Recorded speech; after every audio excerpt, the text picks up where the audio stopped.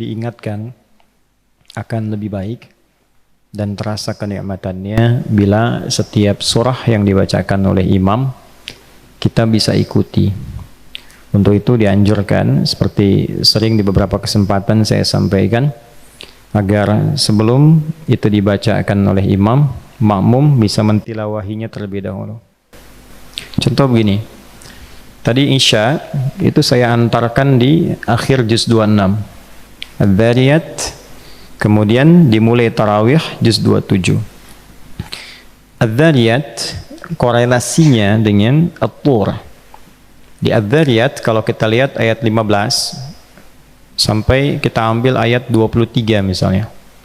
Innal muttaqina fi jannati wa 'uyun akhidhina ma atahum rabbuhum innahum kanu qabla dhalika muhsinin kanu qalila minal laili ma yahja'un wa bil asharihum yastaghfirun. Itu amalan kita tuh dari tarawih, tahajud sampai sahur. Ya.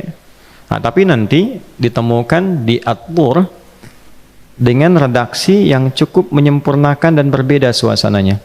Innal muttaqina fi jannati wa na'im fakihina bima atahum rabbuhum wa waqahum rabbuhum adzabal jahim. Nanti puncaknya di ayat 21 sampai 22-nya itu. Ya.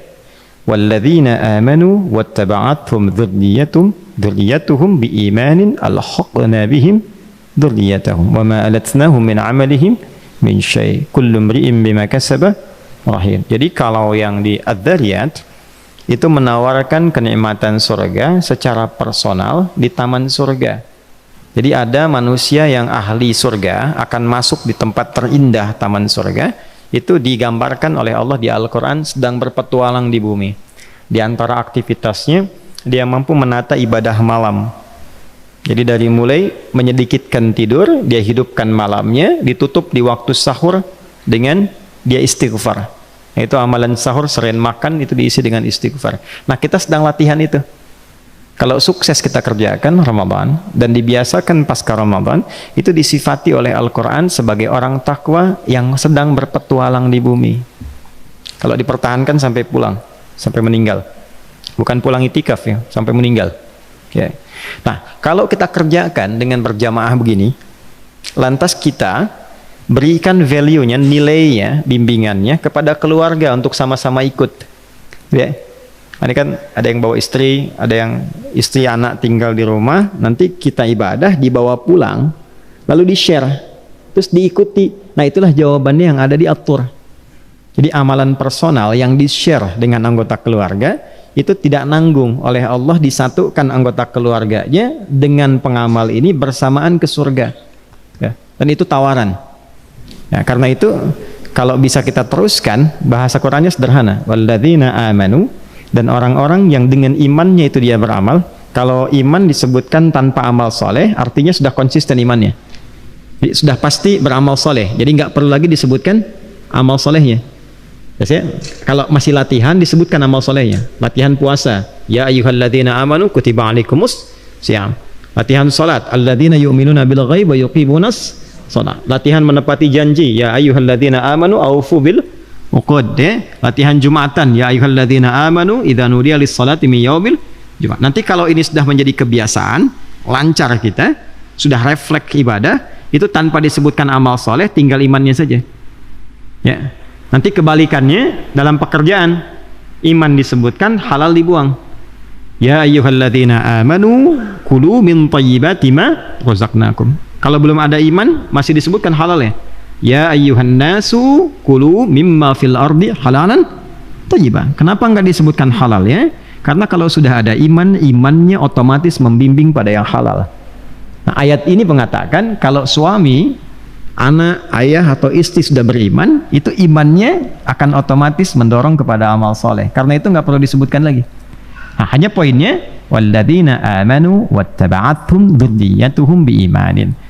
Ayah, ibu, suami, istri yang beriman, anak, kalau yang itikaf anaknya pulang ke rumah, lalu di-share pengalaman kita beribadah kepada Allah sampai merasakan kenikmatan, diikuti itu. Ya. Maka apa yang direspon oleh Allah? Alhaqna bihim dzurriyyatahum. Kalau diikuti dengan amalan yang serupa, itu akan dikumpulkan di surga bersama-sama satu keluarga. Nah, jadi kalau kita ngajinya begini, kita merasakan kenikmatan. Begitu kita sampai di Ad-Dzariyat penutup itu, kita merasakan sedang dilatih oleh Allah menjadi calon penghuni surga yang sedang berpetualang di bumi. Jadi bangga menerima ayat itu. Nah, itu caranya. Nah, bagaimana caranya kita merasakan kesenangan ketika mendapatkan bacaan ayat, sehingga jiwa kita bergerak, roh kita punya kedamaian. Nah, roh ketika merasakan kedamaian itu disebut tarwihah namanya. Kalau dilatih berkali-kali, tarawih namanya. Itulah sebabnya kenapa sholatnya disebut tarawih, karena sholat ini melatih jiwa kita supaya merasakan tenang, damai, sehingga dengan kedamaian itu muncullah kemudian berbagai jenis kebaikan yang bisa kita lakukan.